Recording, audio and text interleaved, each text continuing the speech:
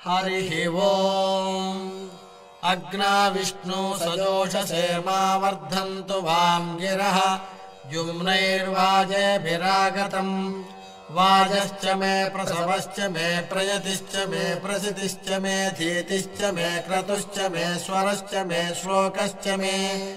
श्रावश्च मे श्रुतिश्च मे ज्योतिश्च मे सुवश्च मे प्राणश्च मे पानश्च मे व्यानश्च मे शुश्च मे